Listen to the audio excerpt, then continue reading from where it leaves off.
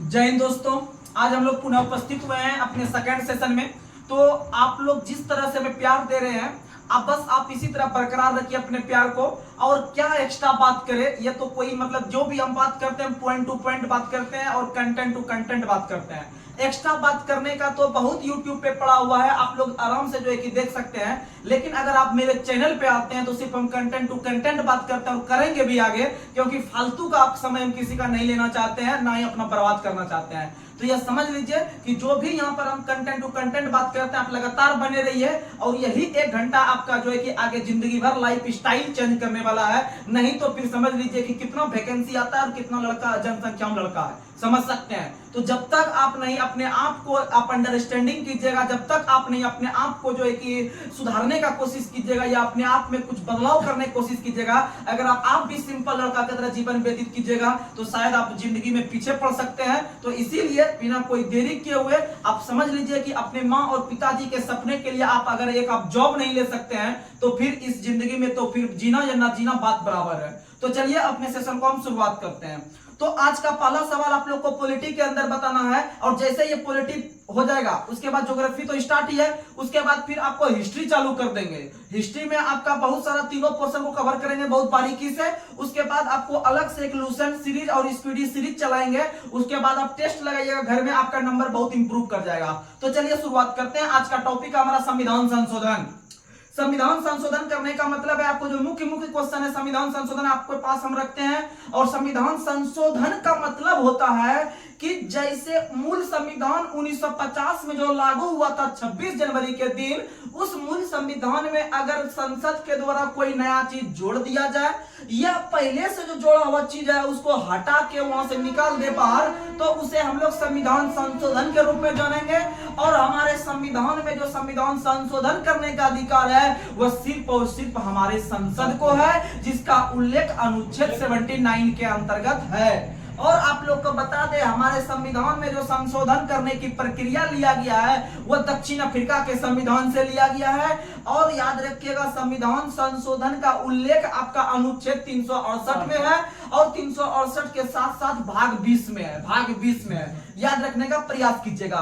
और कानून निर्माण करने वाली सबसे बड़ी संस्था एवं संविधान संशोधन का अधिकार जो है वह सिर्फ और सिर्फ संसद के पास है, लोकसभा राज्यसभा राष्ट्रपति के पास है। यहां तक आप समझ पा रहे होंगे। और आप लोग को बता दें हमारे संविधान में जो अब तक संशोधन हुआ है लगभग 106 बार, 106 संविधान संशोधन हुआ है। जो हाल ही में 2023 के अंदर में लोकसभा और विधानसभा में जो महिलाओं को 33% का आरक्षण दिया गया है, आपका महिला वंदना योजना के तहत दिया गया, याद रखने का प्रयास कीजिएगा। और यही महिला वंदना योजना जो है कि आपका नया संसद भवन में पारित होने वाला पहला विधेयक बना है, याद रखिएगा, नया संसद भवन में। जो कि नया संसद भवन का उद्घाटन जो हुआ था वह 28 मई 2023 को हुआ था, 28 मई 2023 को हुआ था, याद रखने का प्रयास कीजिएगा। और आप लोग को हम बता चुके हैं कंटेंट कि भारत में जो पुराना वाला जो संसद भवन था उसका उद्घाटन लॉर्ड इरविन के द्वारा 18 जनवरी 1927 को 18 जनवरी 1927 को किया गया था इरविन के काल में।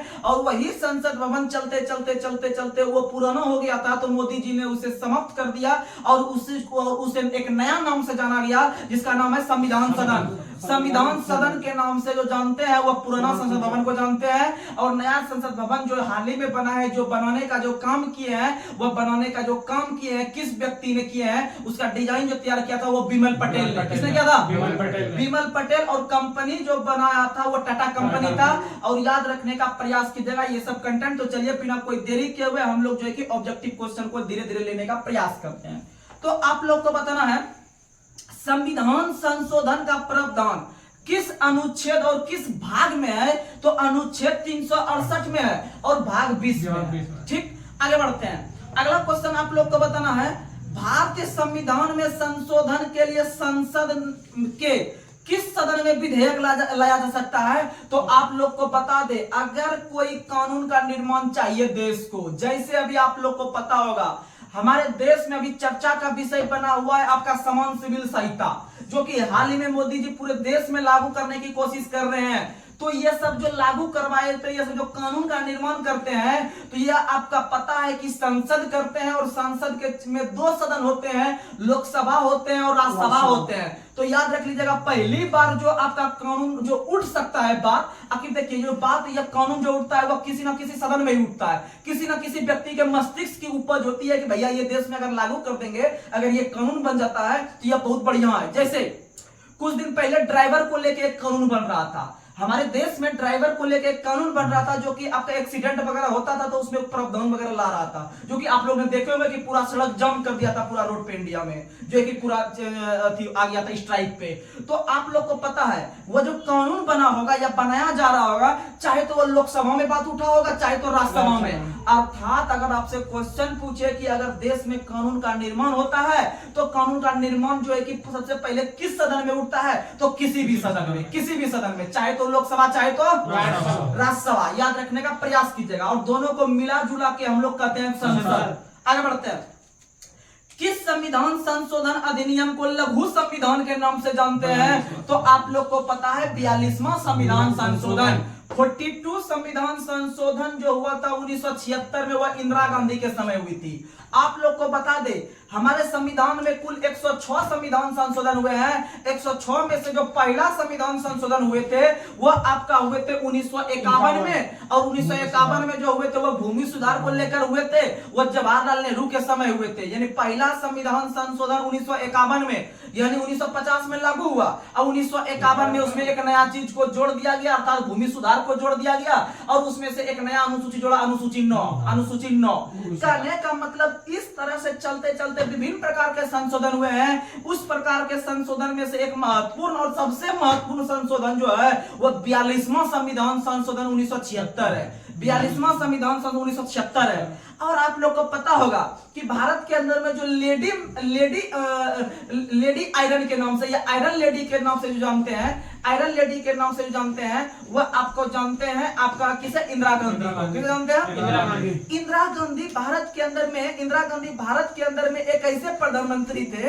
इंदिरा, हम लोग का पसीना देख के लाइट भी दम नहीं मार रहा है कि बच्चा को जल्दी मेहनत करने वाला सब है। इनका परिवार जो है कि बहुत ही एक कहने का मतलब विवेक परिवार है और जो है कि प्यार देने वाला परिवार है, जो कि आगे बहुत ही रिजल्ट देने वाला है और टक्कर देने वाला है बहुत सारे चैनल को, या बहुत सारे शिक्षा विभाग में क्रांति आने वाला है। इसीलिए हमारे जो है कि ऊपर वाले भी हम लोग का सपोर्ट कर रहे हैं। बस इसी तरह आप लोग पॉजिटिव होकर तैयारी करते रहिए। अब आइए आते हैं पॉइंट पे। तो आप लोग को बता दे कि इंदिरा गांधी के समय 42वां संविधान संशोधन 1976 हुआ था और इंदिरा गांधी अपने आप में एक सशक्त महिला थी, यानी किसी भी डिसीजन को बिना कोई टेंशन का ले लेते थे, यानी कि बिना कोई रोक छेक का, बिना कोई डर भय का पूरे देश में किसी से भी टकरा जाते थे। इसीलिए उसे आयरन लेडी के नाम से जानते थे। भारत में आयरन लेडी के नाम से जो जानते हैं वह इंदिरा गांधी को जानते हैं, क्योंकि वह किसी से टकराने से कतई नहीं कतराते थे। तो आप लोग को बता दे कि इंदिरा गांधी को जब जब जरूरत पड़ता था कि भाई कानून का निर्माण करना है तो बेहिचक कदम उठा के संसद से कानून का निर्माण करवा लेते थे।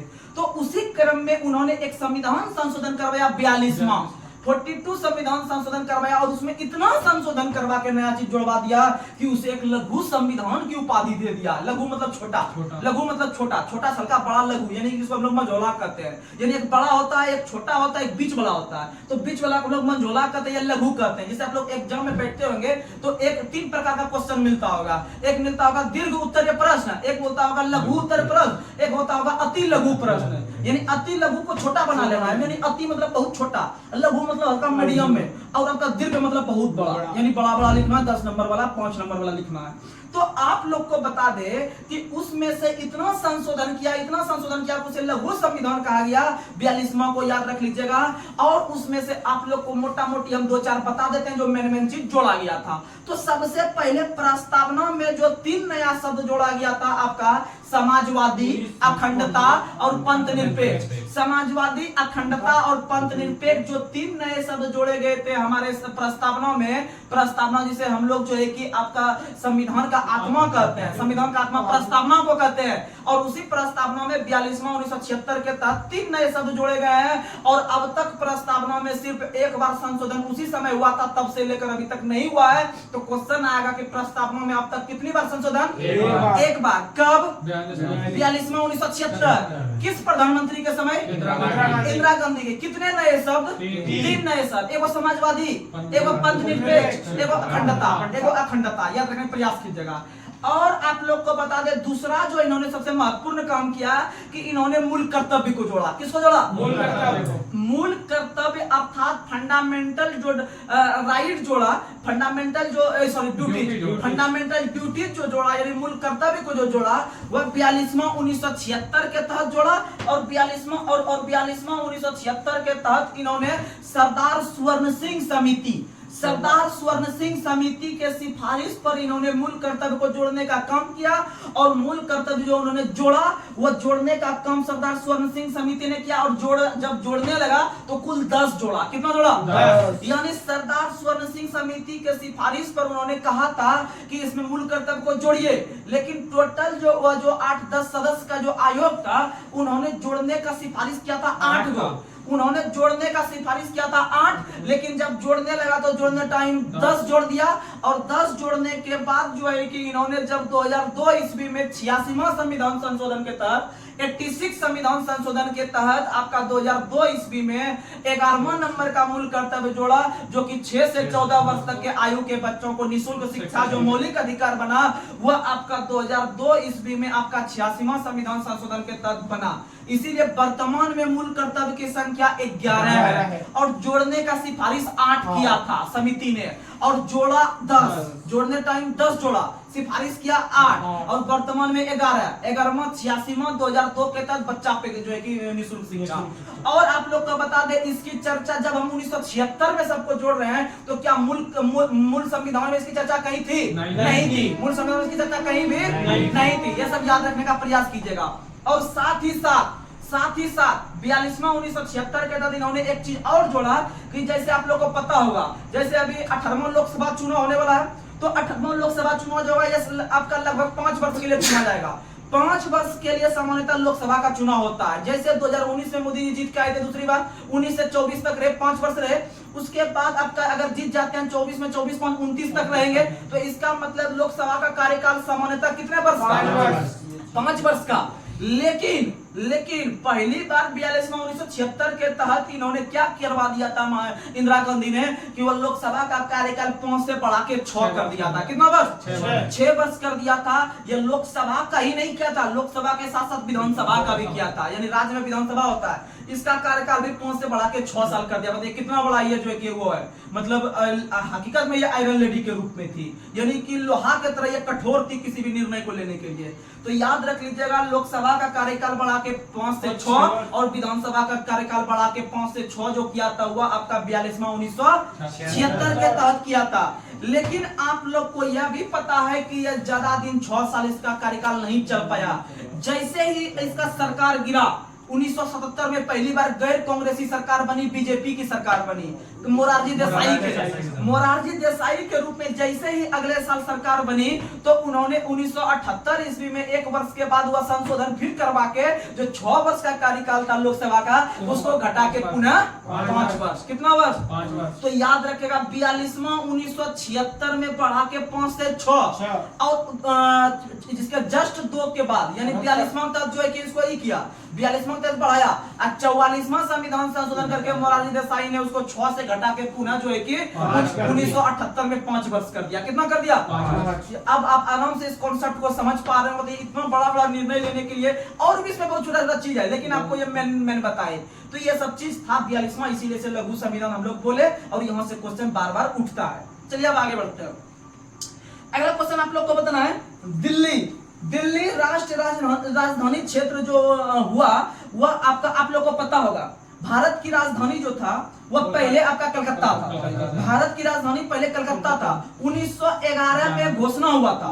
1911 में घोषणा हुआ था लॉर्ड हार्डिंग के द्वारा कि भैया कलकत्ता से इसका राजधानी हस्तांतरित करके अब हम इसको दिल्ली कर देंगे। तो देखिए क्वेश्चन 2 होता है, अगर पूछेगा घोषणा कब किया गया था दिल्ली करने का तो 1911 में घोषणा 11 में, लेकिन 12 में ट्रांसफर हो गया। 12 में ट्रांसफर, यानी क्वेश्चन पूछेगा कि भारत की राजधानी जो बनी कलकत्ता से दिल्ली वह किस वर्ष बनी? तो बनी तो 12 में, बनी 12 में। अब घोषणा किस पर? 11 में। किसके द्वारा? हार्डिंग के द्वारा, लॉर्ड हार्डिंग दूत के द्वारा, लॉर्ड हार्डिंग दूत के द्वारा। याद रखने का प्रयास कीजिएगा।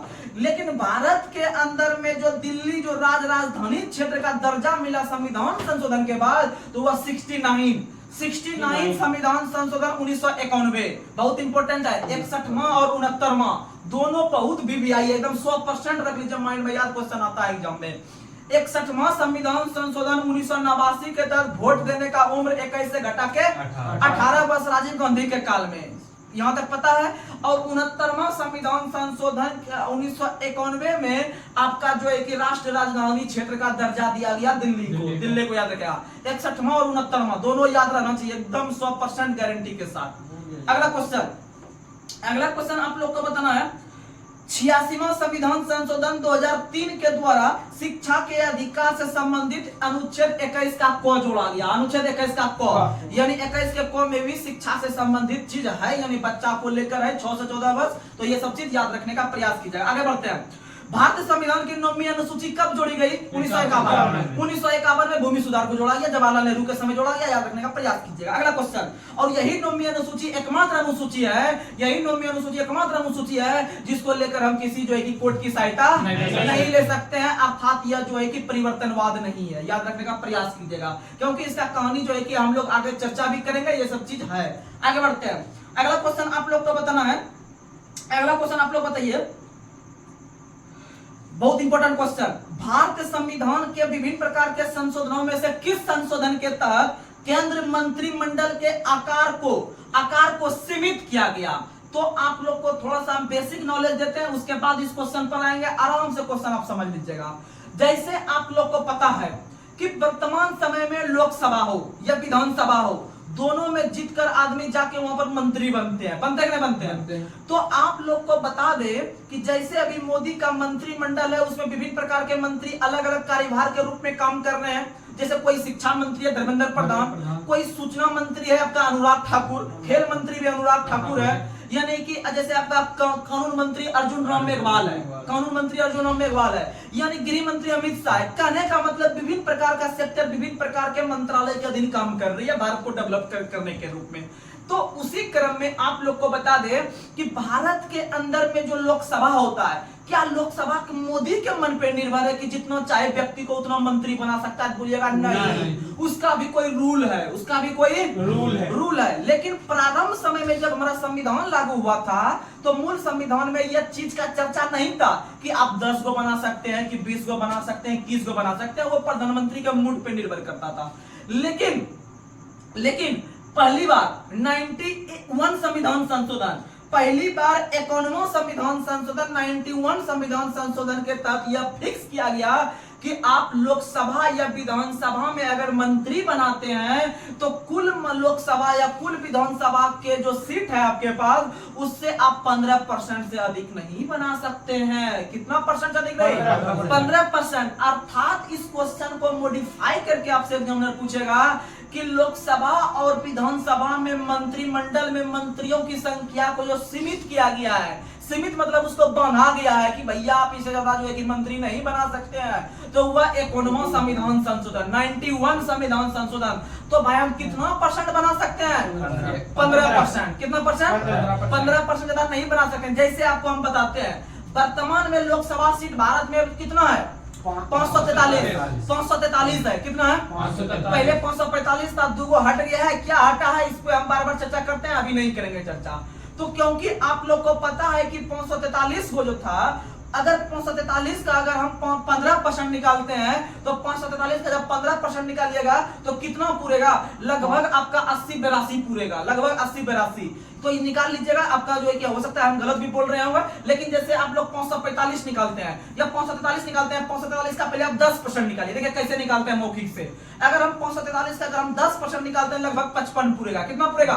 55, यानी 543.3 पूरेगा। तो उसको हम लोग 543 को हम लोग 54 नहीं लिख के 55 लिख लेंगे, यानी 55 हो गया 10%। अब 55 का आधा हम लोग 28 ले लेते हैं, तो 28, 55, 8, 5, 13, 83 पूरेगा लगभग। अब 83 पूरेगा तो लगभग आप 83-82 से ज्यादा जो है कि आप मंत्री नहीं बना सकते हैं। आप 80 तक बना लीजिए, 81 तक बना लीजिए, लेकिन 82 से ज्यादा आप नहीं बना सकते हैं। जितना भी आ रहा होगा पॉइंट में इसको एक बढ़ा के ले लीजिएगा, यानी कि 15% से आप अधिक नहीं बना सकते हैं। मंत्रिमंडल में मंत्री की संख्या को सीमित किया गया कि नहीं किया गया? क्या पहले ऐसा चीज था मूल संविधान में? नहीं था। तो याद रखेगा यह 51वां संविधान संशोधन के तहत इसे फिक्स किया गया मंत्रिमंडल को। अब जो है कि इसमें मंत्री की संख्या को सीमित किया गया। ये क्वेश्चन था, अब समझ में आ गया। अब देखिए क्वेश्चन क्या था, यहाँ पर आपको समझाते हैं। भारतीय संविधान के किस संशोधनों के तहत केंद्र मंत्रिमंडल के आकार का लोकसभा की कुल सदस्य संख्या 15% सीमित किया गया था? तो कौन सा संविधान संशोधन? 51वां संविधान संशोधन 91। ठीक, आगे बढ़ते हैं। ये चीज लोकसभा के साथ साथ विधानसभा में भी है, राज्य में भी है, याद रखिएगा। आगे बढ़ते हैं, अगला क्वेश्चन आप लोग बताइए। अगला क्वेश्चन अब आते हैं, थोड़ा सा मिसलेनियस राष्ट्रपति के बारे में देख लेते हैं क्वेश्चन। अगला क्वेश्चन आप लोग को बताना है, भारत के पहले राष्ट्रपति राजेंद्र प्रसाद जो अपने पद पर बैठे थे, किस वर्ष बैठे थे? 1950 में। 1950 में। अब आप लोग को 1950 हम बता दिए, लेकिन बहुत सारे लड़का को आप लोग को बता दे, भारत में पहला प्रधानमंत्री जो डॉक्टर राजेंद्र प्रसाद बने थे, जिसका संबंध बिहार के सीवान जिला से था, जीरादेई गांव से था, वह पहली बार भारत के प्रथम राष्ट्रपति का जो पदभार ग्रहण किया था वह 1950 में किया था। लेकिन बहुत लोग क्वेश्चन समझेगा कि अरे राष्ट्रपति का चुनाव तो पहली बार 1952 में हुआ है, वो 50 में कैसे आप बैठा दिया? आप तो गलत पढ़ा रहे हैं। तो आपको गलत नहीं पढ़ा रहे हैं, आपका नॉलेज कम है, अपने लेवल को बढ़ाइए। तो और लेवल को बढ़ाने के लिए जिस चैनल को आप देख रहे हैं बस इसी पे कंटिन्यू बना रहिए। तो आप लोग को बता दे रहे हैं कि भारत के अंदर में जो संविधान का जो अंतिम बैठक हुआ था, समझने वाली बात है, सोचने वाली बात है। हमारे देश के संविधान सभा के द्वारा जो संविधान सभा का जो अंतिम बैठक हुआ था वह 24 जनवरी 1950 को, यानी जिस दिन संविधान लागू हुआ था उसके 2 दिन पहले आके सबने बैठक कर लिया और काम को फिनिश कर दिया और बोला भैया अब 2 दिन के बाद इसको लागू करना है। क्या करना है? लागू। यानी 24 जनवरी 1950 को संविधान सभा की अंतिम बैठक होती है और उसी अंतिम बैठक में 3 महत्वपूर्ण निर्णय लिए जाते हैं और 3 महत्वपूर्ण निर्णय में से वो राष्ट्रपति को लेकर भी लिए जाते हैं कि भैया प्रथम राष्ट्रपति के रूप में डॉक्टर राजेंद्र प्रसाद को सर्वसम्मति से इसको बैठाओ पद पे, तभी देश चल सकता है। और सभी जो है, क्योंकि राष्ट्रपति अगर नहीं रहेगा पद पे तो कोई भी काम संभव नहीं है। राष्ट्रपति का पद एक दिन भी खाली नहीं रह सकता है। तो याद रखने का प्रयास कीजिएगा, 24 जनवरी 1950 को संविधान सभा के सभी सदस्यों के द्वारा सर्वसम्मति से उन्हें भारत के प्रथम राष्ट्रपति के रूप में पदभार दिया गया। तो याद रखिएगा कि लेकिन उसे क्या चुनाव के तहत वो बैठा था पद पे? नहीं। जितना संविधान सभा में सदस्य था वो जो है कि सर्वसम्मति से उसे बैठा दिए। लेकिन आगे चलकर 2 वर्षों के बाद पहली बार राष्ट्रपति का विधिवत रूप से चुनाव होता है, कानूनी रूप से चुनाव होता है। जैसे अभी होता है कि भाई उसका चुनाव, राष्ट्रपति का चुनाव आपका अनुपातिक पद्धति या एकल संक्रमण या मत पद्धति के तहत होता है, लेकिन 1950 में पहली बार ऐसा कहीं कुछ नहीं हुआ था। तो इसका मतलब आप बता सकते हैं, लेकिन वो कार्यभार संभाल रहा है बेचारा 1950 से। लेकिन पहली बार राष्ट्रपति का विधिवत चुनाव 1952 में हुआ था, यानी रूल के हिसाब से 1952 में। समझ में आया इस पॉइंट को कि नहीं? आ गया। तो उसी तरह से 1950 को 24 जनवरी को 2 और महत्वपूर्ण जो है कि वहां पर निर्णय लिए गए थे राष्ट्रपति के साथ साथ। तो 24 जनवरी 1950 को जो आप लोग देखते हैं भारत के प्रथम राष्ट्रगान, भारत में जो पहली बार जो राष्ट्रगान यानी जन गण मन जो अपनाया गया था, भारत के राष्ट्रीय गान के रूप में राष्ट्रगान जन गण मन को जो कि रविंद्रनाथ टैगोर ने लिखे थे, उन्हें भी 24 जनवरी 1950 को भारत के राष्ट्रीय गान के रूप में अपनाया गया। यहाँ तक ही नहीं, राष्ट्रगीत भी पीछे नहीं रहा, राष्ट्रगीत भी बोला नहीं भैया राष्ट्रगान चल गया हम भी जाएंगे आप ही के साथ। तो राष्ट्रीय गान और राष्ट्रगीत वंदे मातरम, अब प्लस में डॉक्टर राजेंद्र प्रसाद बता ही दिए, तीनों एक ही साथ 24 जनवरी 1950 को भारत को आगे बढ़ाने के रूप में वहां पर अपनाया गया। यानी राष्ट्रपति सर्वसम्मति से बन गए, राष्ट्रगान भी अपना लिया गया, राष्ट्रगीत आपका वंदे मातरम भी अपना लिया गया। लगभग ये 3 महत्वपूर्ण जो है कि वहां पर निर्णय लिए गए 24 जनवरी 1950 को, और संविधान सभा की अंतिम बैठक भी 24 जनवरी 1950 को। और आप लोग को बता दे कि आपका जिस दिन अंतिम बैठक हुआ था 24 जनवरी 1950 को, तो उसी दिन लगभग संविधान सभा के द्वारा उस पर सिग्नेचर किया गया था मोहर के रूप में। तो सिग्नेचर जो किया गया था वह 284 व्यक्ति ने सिग्नेचर किया था। तो क्वेश्चन पूछेगा हमारे संविधान सभा के कितने सदस्यों ने संविधान पर सिग्नेचर किया था? 284। कितना? 284। आगे बढ़ते हैं हम लोग। अगला क्वेश्चन आप लोग को बताना है, ऑब्जेक्टिव टाइप से क्वेश्चन हम लेने का प्रयास करते हैं। तो आप लोग को बताना है सबसे लंबा कार्यकाल राष्ट्रपति के रूप में किस राष्ट्रपति का रहा है? तो भारत के प्रथम राष्ट्रपति डॉक्टर राजेंद्र प्रसाद थे। वो ही भारत के जो है कि सबसे लंबे कार्यकाल तक जो है कि पदभार संभाले 1962 तक। 50 में बने हैं, अब 62 तक रहे हैं, यानी 52 में उसका चुनाव के द्वारा सिलेक्शन हुआ है, लेकिन 50 में जो हुआ था वह सर्वसम्मति से हुआ था, यानी 2 साल वो एक्स्ट्रा जो है कि अपने कार्यकाल के हिसाब से 2 साल एक्स्ट्रा जो है कि मौज भी किए हैं। यानी 1950 से 52 तक वो सिर्फ सर्वसम्मति से बैठे थे, और 52 में जब चुनाव हुआ एकल संक्रमण वाला, तो वहां से वो जो है कि एकदम कानून के द्वारा जाके बैठे हैं। आपका 52 से 57, 57 से 62, तो कार्यकाल के तहत बैठा है, अब 2 साल ऐसे मौज काटा है, यानी टोटल 12 साल अभी तक कोई राष्ट्रपति नहीं बैठा है पद पे। आगे बढ़ते हैं, और प्रधानमंत्री के रूप में बोलेगा तो जवाहरलाल नेहरू, यानी भारत के प्रथम प्रधानमंत्री और भारत के प्रथम राष्ट्रपति का जो बने थे उसी का कार्यकाल सबसे लंबा रहा है। आगे बढ़ते हैं, अगला क्वेश्चन, और उसी तरह का महान्यायवादी में भी होता है। भारत के प्रथम महान्यायवादी एमसी सीतलवार थे। एमसी सीतलवार का कार्यकाल महान्यायवादी के रूप में आपका जितना दिन जवाहरलाल नेहरू रहे थे उतना दिन आपके एमसी सीतलवार ही रहे थे, क्योंकि वो उसके बहुत ही जो है कि चहेते आदमी थे। अगला क्वेश्चन आप लोग को बताना है, राष्ट्रपति के रूप में जब हम सबसे लंबा कार्यकाल देख लिए आपका राजेंद्र प्रसाद का है, तो माइंड में बहुत बच्चा का अच्छा तो छोटा कार्यकाल किसका था भाई? तो सबसे छोटा कार्यकाल जो था वह बेचारा जाकिर हुसैन का था। किसका था? आप लोग को पता है कि भारत के प्रथम राष्ट्रपति राजेंद्र प्रसाद 1962 तक, अब 62 के बाद दूसरे राष्ट्रपति सर्वपल्ली राधाकृष्णन बने हैं। सर्वपल्ली राधाकृष्णन जो बने हैं 62 से लेकर 67 तक 5 साल, और 67 में जब चुनाव हुआ तो वो जीत गए जाकिर हुसैन। कौन जीत गए? जाकिर हुसैन सिर्फ 2 वर्ष तक। कितना वर्ष तक? और 67 से लेकर 69 तक, 67 से लेकर 69 तक, यानी सबसे छोटा कार्यकाल जाकिर हुसैन का, सबसे लंबा राजेंद्र प्रसाद का, और जाकिर हुसैन जो थे वो देश के पहले मुस्लिम राष्ट्रपति के रूप में शपथ ले रहे हैं। याद रखिएगा, अक्सर कहा जाता है राजनीतिक व्यवस्था में कि भारत के अंदर में राष्ट्रपति जो बन सकते हैं वो मुस्लिम बन सकते हैं, लेकिन प्रधानमंत्री मुस्लिम नहीं बन सकते हैं। यह एक प्रकार का जो है कि राजनीतिक व्यवस्था है, तो आप लोग इसे समझने का प्रयास कीजिएगा। आप लोग देखते होंगे एक भी राष्ट्रपति प्रधानमंत्री जो बने वो मुस्लिम नहीं बने हैं, सिख वगैरह बने हैं, लेकिन आपका यहाँ नहीं बने हैं। चलिए आगे बढ़ते हैं, अगला क्वेश्चन आप लोग को बताना है, भारत के पहले निर्दलीय राष्ट्रपति कौन बने हैं? तो भारत के पहले निर्दलीय राष्ट्रपति जो बने वो बीबी गिरी बने। कौन बने? बीबी गिरी। लेकिन बहुत बच्चा को माइंड में आया हुआ, ये आप क्या बता दिए, निर्दलीय तो नीलम संजीव रेड्डी था ना? निर्दलीय हम पूछ रहे हैं, निर्विरोध अगर पूछेंगे तो नीलम संजीव रेड्डी होगा। निर्विरोध और निर्दलीय में अंतर है। जैसे आप लोग को पता होगा, अगर अभी हम जो है कि लोकसभा सीट से हम खड़ा होना चाहते हैं, अगर हमको बीजेपी वाला टिकट नहीं दिया, नहीं आपको जो है कि आम आदमी वाला पार्टी दिया, यानी नहीं तुमको कांग्रेस पार्टी टिकट दिया, तो मेरा मन है खड़ा होने का, क्या हम खड़ा नहीं हो सकते हैं? हो सकते हैं, खड़ा हो सकते हैं, और चुनाव में भागीदारी हम पार्टिसिपेट कर सकते हैं।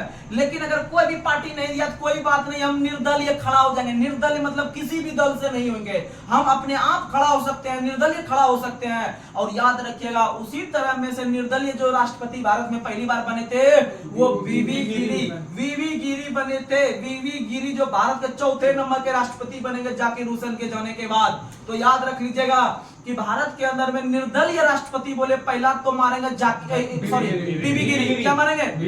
बीबी गिरी, क्योंकि बीबी गिरी का संबंध जो है कि दूर दूर तक पहले राजनीति से नहीं था, उनका संबंध था AITUC से। एक संस्था चलता था आपका जो है कि मजदूर वगैरह का एक संस्था चलता था, इसका शॉर्ट में हम लोग कहते हैं AITUC, जिसका फुल फॉर्म होता है All India Trade Union Congress. All India Trade Union Congress, और All India Trade Union Congress से ही संबंध था बीबी गिरी का। बहुत फेमस क्वेश्चन बता रहे हैं, कंटेंट पर कंटेंट बता रहे हैं, लेकिन आप पचाते चलिएगा और आपका आराम से एग्जाम निकलेगा।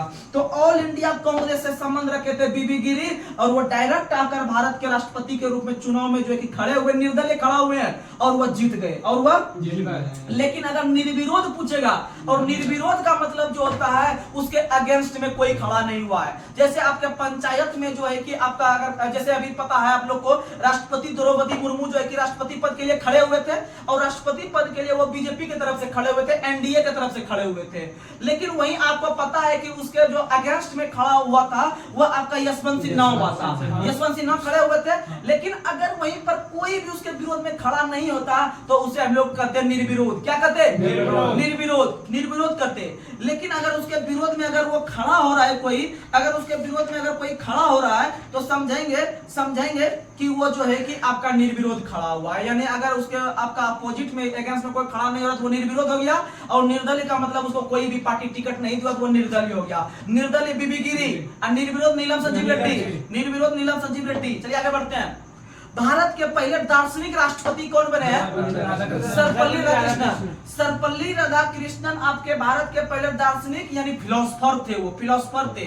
जब भारत आजाद नहीं हुआ था, संविधान लागू नहीं हुआ था, तो वह रूस में जो है कि दार्शनिक के रूप में काम कर रहे थे, राजदूत के रूप में काम कर रहे थे रूस में, और तब जाकर वहां से उन्हें बुलाया गया और भारत के अंदर में पहला उपराष्ट्रपति के रूप में उसे घोषित किया गया। और भारत के अंदर में पहला उपराष्ट्रपति होने के साथ साथ वह दूसरे नंबर के राष्ट्रपति भी बन जाते हैं। और उन्हीं के जन्म दिवस को प्रत्येक वर्ष हम लोग 5 सितंबर को राष्ट्रीय शिक्षक दिवस मनाते हैं। 5 सितंबर को याद रखने का प्रयास कीजिएगा। और वह फिलोसोफर थे। फिलोसोफर करने का मतलब है वह दार्शनिक थे, इसीलिए भारत के पहले दार्शनिक राष्ट्रपति के रूप में आपका सर्वपल्ली राधाकृष्णन ने शपथ लिया। और आप लोग को बता दे कि डॉक्टर सर्वपल्ली राधाकृष्णन ने बहुत ही 2 पुस्तक का रचना किया है, बहुत इंपॉर्टेंट है, दोनों को आप लोग के समक्ष रखते हैं। वो फिलोसोफर थे बहुत बड़े, ये तो पता है। और इसी के आधार पर उन्होंने एक पुस्तक का रचना किया है जिसका नाम है इंडियन फिलोसफी। और वह जो है कि बहुत हिंदू को सपोर्ट करते थे, इसीलिए उनका एक और पुस्तक था हिंदू व्यू ऑफ लाइफ, यानी हिंदू व्यू ऑफ लाइफ और इंडियन फिलोसफी, दोनों का लेखक है सर्वपल्ली राधाकृष्णन। ये दूसरे नंबर के राष्ट्रपति बने और पहले उपराष्ट्रपति बने। आगे बढ़ते हैं। अगला क्वेश्चन आप लोग को बताना है। अगला क्वेश्चन आप लोग बताइए, देश की पहली आदिवासी मूल की राष्ट्रपति कौन बनी है? द्रौपदी मुर्मू। उड़ीसा घर है, उड़ीसा के मयूरभंज के पैदापोशी गांव है। इनका जन्म 20 जून 1958 को हुआ था। और वह जब राष्ट्रपति बन रहे थे तो राष्ट्रपति बनने से पहले वह झारखंड के राज्यपाल के रूप में काम कर रहे थे। और याद रखिएगा इसका संबंध संथाल समुदाय से है। आगे बढ़ते हैं। अगला क्वेश्चन आप लोग को बताना है, देश के पहले दलित राष्ट्रपति कौन बने हैं? तो याद रखिएगा, देश के जो पहले दलित राष्ट्रपति बने हैं वो आपके के.आर. नारायण बने हैं। के.आर. नारायण देश के पहले दलित राष्ट्रपति के.आर. नारायण। और देश के दूसरे जो दलित राष्ट्रपति बने हैं वो आपके रामनाथ कोविंद बने थे। देश के पहले दलित राष्ट्रपति पूछेगा तो मारेंगे के.आर. नारायण। और देश के दूसरे दलित राष्ट्रपति तो आपके थे रामनाथ कोविंद। लेकिन पहली महिला पूछेगा सिर्फ तो पहली महिला प्रतिभा पाटिल, देश की पहली महिला राष्ट्रपति प्रतिभा पाटिल। लेकिन देश की पहली महिला आदिवासी राष्ट्रपति कौन बनी है? द्रौपदी मुर्मू। समझ रहे हैं ना? प्रतिभा पाटिल पहली महिला बनी है, प्रतिभा पाटिल। लेकिन दूसरी महिला के साथ साथ ये आदिवासी का भी जो है कि रिकॉर्ड बनाया, जो है कि अपना पहला, तो याद रखिएगा वो द्रौपदी मुर्मू बनाई है। याद रखने का प्रयास कीजिएगा। अगर अगला क्वेश्चन आपसे पूछे कि प्रणब मुखर्जी जो थे इनका संबंध पश्चिम बंगाल से था, ये कोरोना काल में ही निपट गए, ठीक है, ये देश को छोड़ के चल गए। तो इन्होंने एक पुस्तक का रचना किया था, प्रणब मुखर्जी ने, जिसका नाम है द कोलिजन ईयर। पुस्तक के लेखक जो है वो आपके प्रणब मुखर्जी है। वहीं एक और व्यक्ति है आर वेंकट रमन जो था, इन्होंने एक पुस्तक का रचना किया था जिसका नाम है माई प्रेसिडेंटियल ईयर। वो है आपके आर वेंकट रमन के। अगर आपसे क्वेश्चन पूछेगा देश में पहला राष्ट्रपति का नाम बताएं और एकमात्र राष्ट्रपति का नाम बताएं जिन्होंने पहली बार और एकमात्र बार पॉकेट बिटो का यूज किया, ज्ञानिक जैल सिंह भारत के पहले राष्ट्रपति बनते हैं जिन्होंने पॉकेट बिटो का यूज किया 1986 में। और उन्होंने आपका जो यूज किया था वो डाकघर अधिनियम। और पॉकेट बिटो का यूज करते हैं राष्ट्रपति वह अनुच्छेद 111 के तहत, अनुच्छेद 111 के तहत। चलिए ले लेते हैं थोड़ा सा ज्योग्राफी का 5-7 क्वेश्चन, उसके बाद फिर हम लोग देखिए सेशन को समाप्त करेंगे। तो चलिए बहुत महत्वपूर्ण इंपोर्टेंट सब क्वेश्चन आप लोगों को पास हम लोग रख रहे हैं, तो आप लोग बताइएगा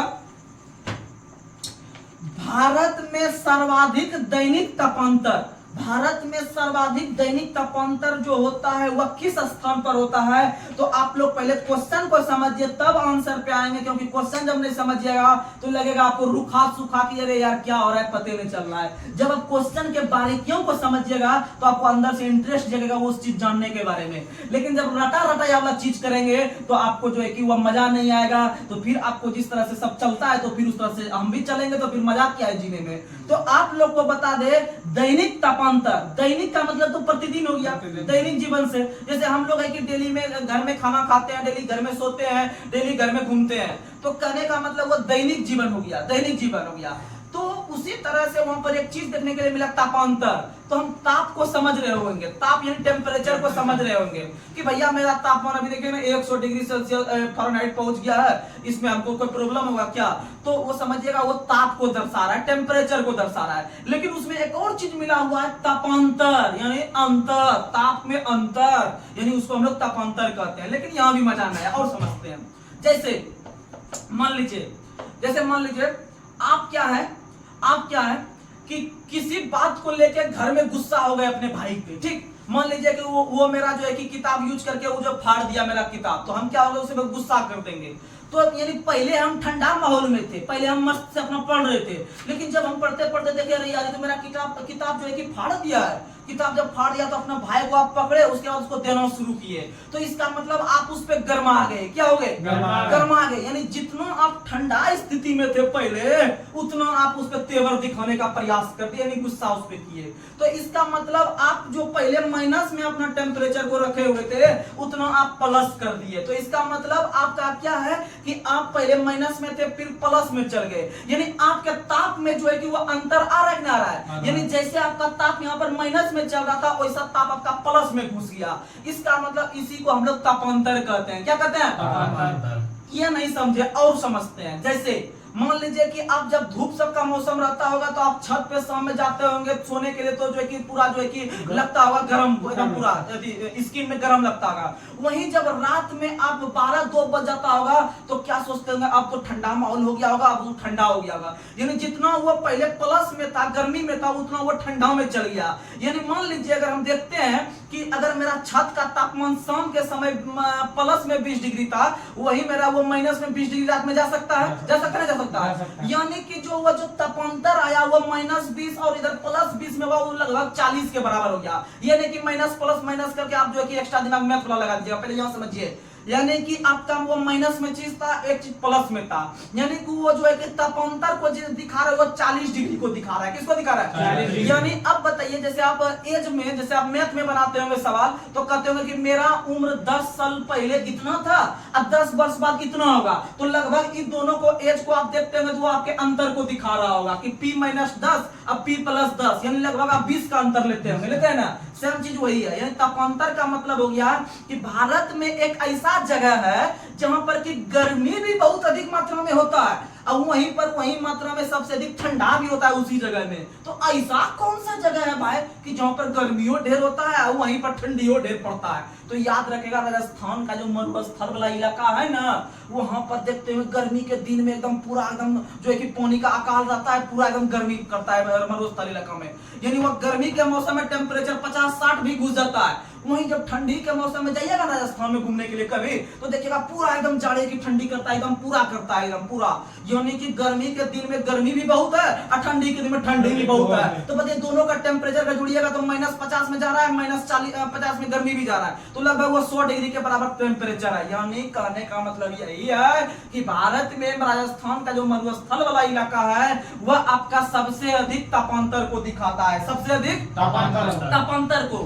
जैसे आप लोग एक और क्वेश्चन बताते हैं। जैसे आप लोग को पता होगा कि जैसे बुध ग्रह है, सूर्य का सबसे नजदीक स्थित ग्रह बुध है, इसमें कोई दिक्कत नहीं, नो डाउट। अगर आपको हम बात करते हैं कि बुध का अगर टेम्परेचर देखिएगा ना आप लोग गर्मी में, तो गर्मी में टेम्परेचर बहुत ज्यादा बुध ग्रह का होता है। वहीं पर अगर बात की जगह ठंडी में उसका टेम्परेचर देखा बहुत माइनस में घुस जाता है। इसका मतलब सबसे अधिक तापांतर वाला जो ग्रह है वह बुध है। कौन सा है? अब शायद आप समझ रहे होंगे, अब कहीं आपका क्लियर कॉन्सेप्ट नहीं होगा इसमें से, मतलब कॉन्सेप्ट क्लियर हो गया होगा, कॉन्सेप्ट क्लियर नहीं, कॉन्सेप्ट क्लियर ही हो गया होगा। तो ये बात याद रखिएगा। चलिए अगला क्वेश्चन। अगला क्वेश्चन आप लोग को बताना है, भारत में सबसे अधिक जो वर्षा होती है वो किस मानसून से? दक्षिण पश्चिम। सबसे अधिक मानसून 100% में लगभग 74% जो बारिश होती है वो दक्षिण पश्चिम मानसून से होती है, याद रखिएगा।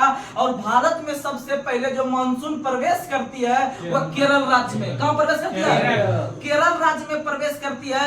लेकिन अगर केरल ऑप्शन में नहीं है तो आपको अंडमान निकोबार देखना होगा, अंडमान निकोबार। क्योंकि केरल देखिएगा, सामान्यतः आज का एग्जाम का पैटर्न है कि वो अगर पूछता है क्वेश्चन कि सबसे पहले जो मानसून प्रवेश करती है केरल में प्रवेश करती है, राज्य में केरल में प्रवेश करती है सबसे पहले।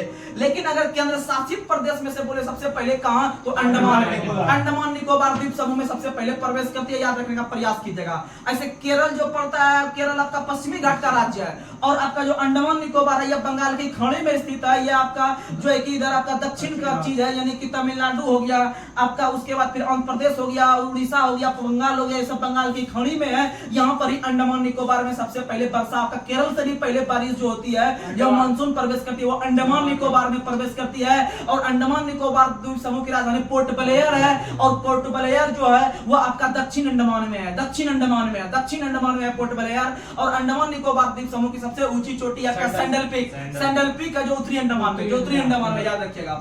चलिए आज का लास्ट सवाल हम लोग करते हैं। आज का लास्ट सवाल आप लोग को बताना है, भारत में औसत वार्षिक वर्षा, भारत में औसत वार्षिक वर्षा जो होती है 125 सेंटीमीटर। कितना सेंटीमीटर?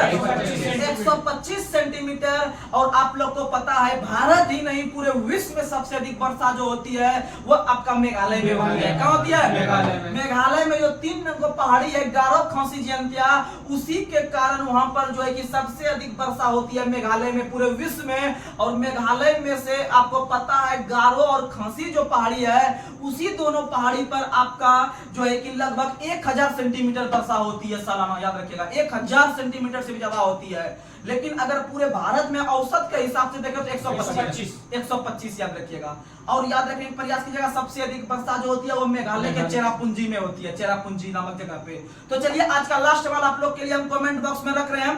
आप लोग को आज का लास्ट सवाल कमेंट में बताना है कि आप लोग को कमेंट में बताना है कि थोड़ा देते हैं क्वेश्चन लेवल में।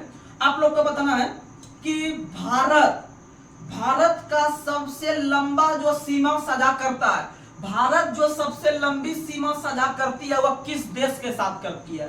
क्वेश्चन एक बार फिर से, भारत की जो सबसे लंबी सीमा साझा करती है वह किस देश के साथ करती है? आप लोग इसका जवाब कमेंट बॉक्स में लिखिएगा। और आप लोग अपने माइंड से नेगेटिव बात निकाल दीजिए कि ये जो हम क्वेश्चन करते हैं यह क्वेश्चन एग्जाम में आएगा कि नहीं आएगा। जब आप एक आध दो एग्जाम में बैठिएगा तो आपका दिमाग खुल जाएगा कि ये चीज क्या है। हम भी यूट्यूब पे बहुत सारा दिन भर ढूंढते रहते हैं कि कौन सा चैनल बहुत अच्छा है या कौन सा चैनल जो है कि बढ़िया कंटेंट दे रहा है। तो आप लोग मेरा एक आपके भाई होने के नाते आप मेरे बात पे भरोसा रखिए कि जितना हम चीज दे रहे हैं यह सबसे बेस्ट दे रहे हैं। बस आप भरोसा रखिए, भरोसा पे हम खड़े उतरेंगे। बस आप मेरा कदम से कदम मिलाकर साथ दीजिए। तो चलिए आज अपने सेशन को यहीं समाप्त करते हैं। तब तक के लिए जय हिंद, जय भारत।